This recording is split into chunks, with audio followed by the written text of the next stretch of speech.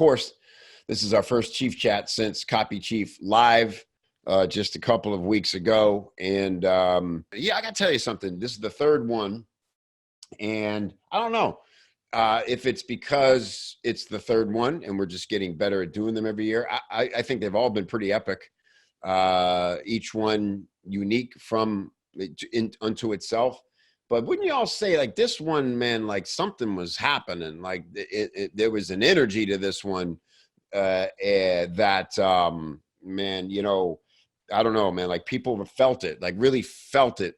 And I'm trying to, like, I'm getting these incredible letters and notes from people post event about all kinds of topics. Some people have had these, you know, amazing wins, and just our friend Jake just posted today, if you saw in the Facebook group, the Copy Chief Live Facebook group, put into action something he saw James Schramko talk about. $240,000 in revenue from that one thing that he got from James's talk. 240K in revenue from one thing he got in James Schramko's talk. Crazy, right? So the content was as good as ever. You know, even does Bailey here. Bailey sent me this great note about kind of breaking down how the content built for him and felt almost like a not a sales letter, but like a message, a sales message of I like to call it maybe more like a compounding set of ideas that lead to the big picture of what you know, I wanted to give you from the event, what I hoped you would take from it. But really, as I told Bailey, I'm not just trying to, you know, push off a compliment. I'm saying, like, man, it's you know, it's like wisdom is in the eyes of the beholder, right? Like, you have to have an openness, a readiness, a willingness to want to learn and show up and be plugged in. And then all these little light bulbs start going off and you have this bigger picture, right? I can only provide, yeah, sure. Like, I wanted it to lay out that way. And I thought about, why am I putting Todd Herman up first? Of course, that was purposeful. You know, we had Rhonda Britton last year in sort of that, what I would call the mindset spot of the events. You know, let's just get us all thinking about bigger picture and what we want from this. And just Bailey wrote this great thing about how it all kind of stacked from there with each speaker, right? So, but more than that, I think it's that, I don't know, I think maybe because it's the third one that you guys are trusting more when you show up.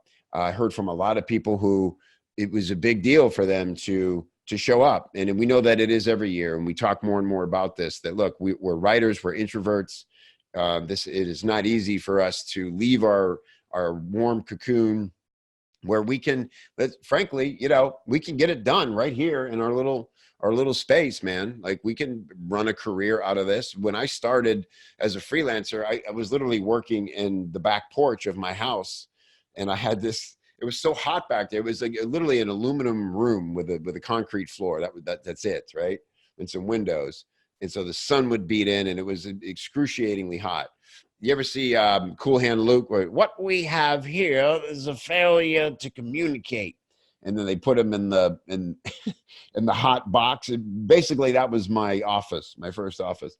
And so I overcompensated and bought like this giant window unit air conditioner, right? And because it was in an aluminum window, like it would come on, it would just rattle the whole cage I was in. And it would click on, and people would say, "What is that? Did an airplane just land in your yard?"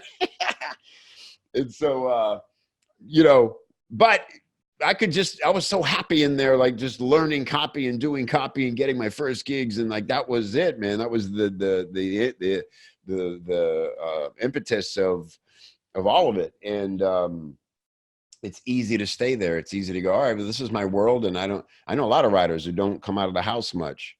So I know it's not easy for you to get yourself committed. Buying that ticket is more than just a few $100s to say, I'm going to go do this thing. It's like, man, I got to face a lot of unknowns. I hope these people are actually cool, like Kevin keeps promising.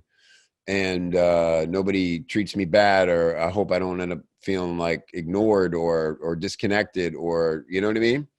A lot of risk, a lot of vulnerability for us to get up, get out, and come ready to play.